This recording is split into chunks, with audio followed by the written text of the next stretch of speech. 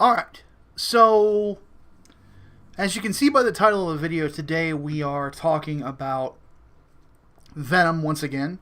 Some people really liked my review of Venom 150.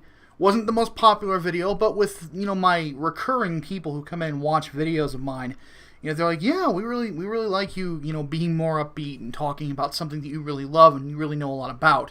And I'll be honest, Marvel is not the worst thing to ever hit comic books, but their lows are abysmally low, but their highs are also very high. So, it's one of those weird things where you sit there and you go, okay, I feel like I'm walking through a minefield. And that in and of itself is just not a comfortable feeling. So what I want to do is I want to, have one book that I talk about that's positive. And then, since so many people really like me eviscerating bad storylines and basically pointing out why these storylines are as bad as they are, I'm more than happy to do that. So, before we get started again, what we're going to do is I'm going to go through the comments, but I'm going to leave the decision up to you guys of what you guys would like to see me eviscerate next. I was thinking about possibly going through Champions or going through The Unstoppable Wasp. And I know some of you are probably immediately going, well, what about America Chavez? I really don't want to read it again. So I will make a deal. If my Patreon gets up to $50 a month, that is when I will do another issue of America and talk about it. So, I think that's a fair deal. Like I said if I got paid to review it, I would review it. But nobody has, said, hey, here's X amount of dollars, go review America.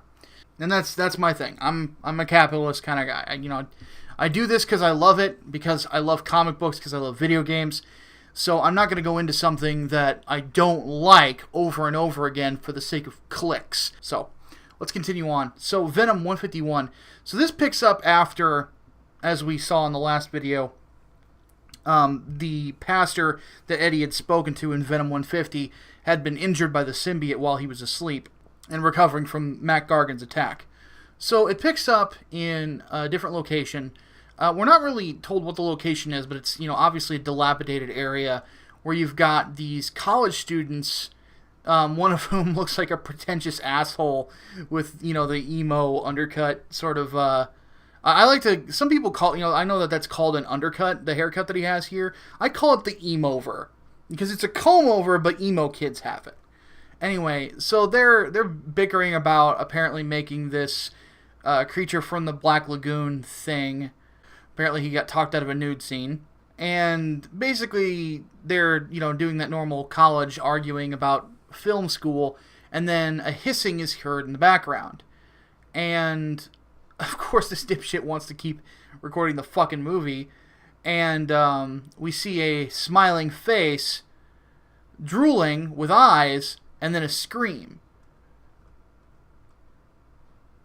Fast forward to the hospital. So Eddie has gotten the father to the hospital to, of course, finish his recovery.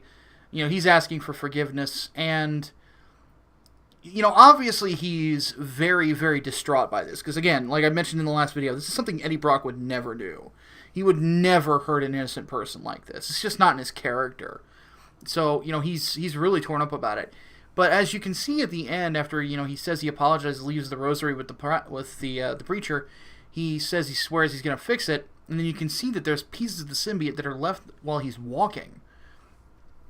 Now, the thing about this scene is that Eddie is actually technically naked when you see him most of the time. He's not wearing real clothing. The symbiote mimics clothing and can shapeshift. So that's what he does. So that's why there's these footprints that are leaving pieces of the symbiote behind. That says that's actually his foot that has been transformed to meet the shape of a boot. So that's why that is the way it is. Because somebody actually said it's like, oh, that's bad art. No, you gotta keep the symbiote in mind. Like it's his body. It's a second set of skin. So it goes forward, and the two, of course, are still, trying to get in sync with one another. Because the symbiote, again, has been negatively affected by Lee Price the prior host before Eddie received the symbiote again, or rather stole it. And of course, it's moving on instincts because it thinks that the pastor is a threat, whereas Eddie, of course, knows better. So mid-dialogue between each other, as Eddie is explaining exactly why he can't, the symbiote can't just attack people if it's scared, Eddie comes across this young man that we will notice was with that group from earlier. And apparently got his arm hurt. That's a huge cast. And he's trying to describe what's going on. He says that they were in the sewers by Our Lady of Saints, which is, Eddie's church, or the old church where Eddie got the symbiote and where he just was. And the young man is trying to explain, like, this is what this thing was.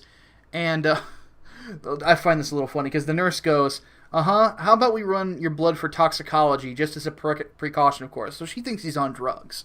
And I'm thinking, like, okay, I'm pretty sure that a portal to hell has opened in the middle of Times Square. Yeah, and this is pre-Secret Empire, so, the Hydra takeover doesn't happen yet. I just, wow. Oh, God. It's like all the crazy shit that happens in New York, and that's where this comic book is based. And, like, this is the craziest thing. Like, this is unbelievable? Really? Okay, lady. And then, of course, Eddie hammers him on what exactly it looked like, and he gets right in the nurse's face. And I love what he says here. Didn't you hear him? Other people might need help, too. How can you dismiss this boy when you know the kinds of things that are out there? This is part of the reason why I really like Eddie Brock, is that, he comes across... He's an anti-hero. He will kill people. But he will stick up for people that deserve to be stuck up for. Like, it's part of his character. And now that he's, a bit older, a bit wiser, he comes across like it's less about coming across like self-righteous, more literally about just standing up for the little guy. So, the kid describes exactly what this thing is. And another thing to mention real quick is that in the back of Eddie's mind, Eddie is kind of worried that the symbiote attacked someone else while he was asleep. But the thing describes it, and, it's almost 7 feet tall, walked on 2 legs, wasn't human, and then, Eddie wants the exact spot. So they head down to the sewers, and, of course, it's, Eddie and the symbiote are talking and trying to, again, get on the same page. Like, it's a weird thing, because the symbiote is excited to be heroic, and Eddie is in a position where he's, he wants to do this, of course. He wants to be a hero. He wants to help people. He wants to stop these threats to, people in general, so that innocent people just don't get hurt. That's his whole thing. But at the same time, he's worried that this reunion with the symbiote could go wrong. The two, of course, are talking about that and trying to get on the same page. And at the bottom here, what you see is that Eddie's symbiote, the Venom symbiote, has seen that there's a monster behind him. So let's kind of go over Eddie's powers real quick. So some of you probably know this, is that the symbiote absorbed a piece of Spider-Man's DNA, or part of his DNA, and assimilated the powers of Spider-Man. So anybody who wears the Venom symbiote after Peter Parker has that ability. And there's some people that have hypothesized that the reason that the symbiote has such a good healing factor is because, and some people don't know this, it was retconned rather, the original symbiote holder for the Venom symbiote was actually Deadpool. So, that's one thing that could be a possibility, is it assimilated some of Deadpool's DNA and got the healing factor. It assimilated Spider-Man's DNA and then got, webbing, organic style webbing, the ability to cling to walls, strength and speed of a spider. But it also assimilated his spider sense. A lot of people don't realize this. And the thing about the symbiote is that instead of just having a spider sense, what it does is it's mimicking a spider sense in a specific way. And how it does that is that Eddie can actually see through every piece of the symbiote that is on him. So he has vision all around him. So it's very hard to catch him off guard. So it's sort of like, again, it's a simulated spider sense. He also has the ability to, like I said in the last video, he can also cloak by basically blending into his surroundings like a chameleon. And then there's probably others that I'm forgetting as well. He is a surprisingly and shockingly versatile character that a lot of people don't know about. At one point, I'm hoping to talk about just like the character in general and just give a rundown of his powers. Just to sum it up, all of Spider-Man's abilities, he is physically stronger than Peter is. He's also more durable. Yeah, he's a monster. But anyway, speaking of monsters, so Eddie gets clawed by this thing and heals that slash immediately. Symbiote's up, and I love this art down at the bottom here. So Sandoval, the guy who's drawing this comic, he's not like an Ethan Van Sciver. He's not like Steve McNiven. He's not that kind of an artist. He doesn't really do like the photorealistic sort of style of comic. He's much more animated, much more exaggerated, but it is that exaggeration that really kind of works for a Venom comic. Daniel Way had a run on Venom, and there's one arc, and it's really, like, most of it isn't actually Eddie Brock himself. It's a clone of the Venom symbiote. And it's kind of an interesting story. There's 2 arcs, one called Shiver, one called Run. And Sandoval's art is similar to the 2 artists that work on those comics. Like, I know that Humberto Ramos has done art of him, and I think he was one of the artists on that particular run of Venom. The other guy, I can't recall who it is just off the top of my head, but the thing is that Sandoval here has a very similar style. He uses a lot of sharp edges to kind of make someone feel much more menacing, and I think it works very well for a Venom comic. But in comparison to Humberto Ramos, Sandoval's art is a lot cleaner. It doesn't come across as like messy and kind of avant-garde.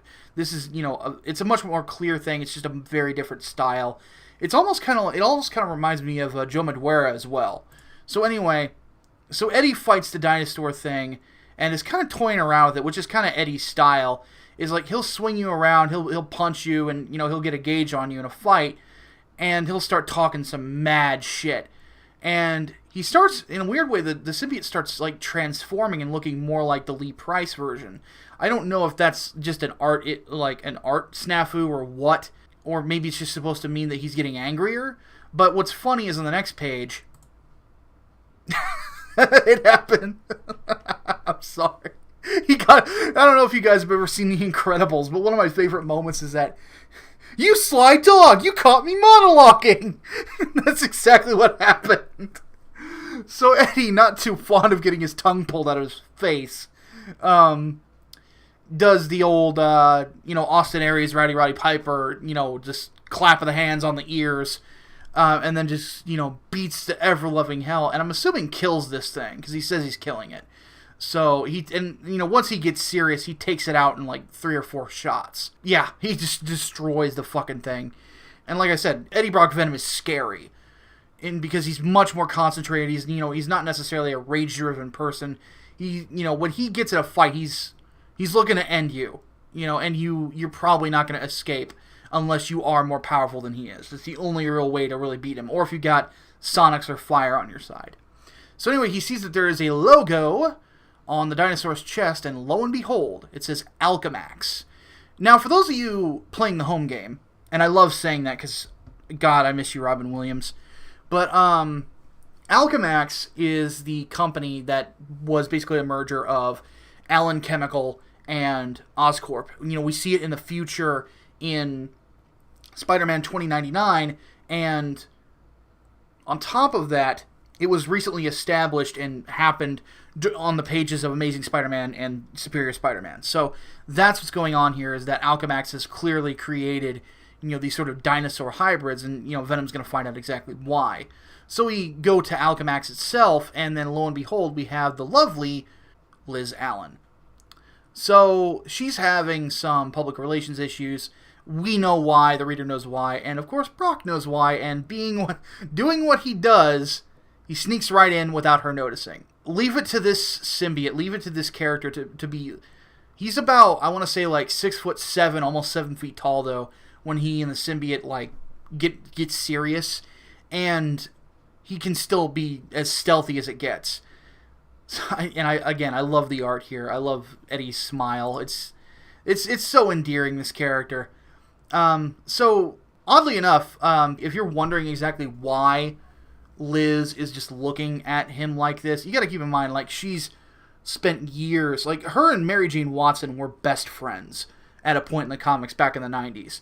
On top of that, you know, again, her husband was the Green Goblin at one point. She's very familiar with Spider-Man and his villains, so she knows who Venom is. You know, she's probably heard stories from Mary Jane for years about how evil Venom is, you know, and so on and so forth. So Eddie, of course, presents his little trophy of one dead dino. You know, of course, he's got her pinned right where he wants her, in the sense that he knows that this company created this thing. You know, he's looking for answers, and he's not going to leave without them. But, of course, this dinosaur is not just a, you know, Eddie trying to get even. You know, if he really, and Liz calls him out on it, is that, you know, he's a wanted fugitive. This is a bargaining chip. Because the thing is that Eddie Brock could have taken this to S.H.I.E.L.D., but he didn't. And he knows how to get to S.H.I.E.L.D., and he didn't. Again, he's a wanted man. He either incapacitated or killed 2 FBI agents. It's kind of left ambiguous. Somebody actually in the comments pointed that out with the Venom 150 video, and, you know, he said maybe I should give Eddie Brock the benefit of the doubt. I think I'm going to, just for the sake of it. But anyway, Liz knows exactly why Eddie's here. So he does, you know, she asks, does he want a bribe? Does he want hush money? And of course, you know, he's done being a mercenary. You got to keep in mind he was hired by the FBI twice in comics. First as Venom. You know, if you want to know like what happened there, Venom License to Kill is the miniseries you want to go for. And then, of course, again, when he was the possessor of the toxin symbiote. So he wants help. And she introduces him to a doctor. Wow, this dude's huge. And introduces him to a doctor to basically research the Venom symbiote. And I understand that this is almost 20 minutes already, so I'm going to go ahead and just kind of skim through this. So he gives a piece of the symbiote to this doctor for analysis.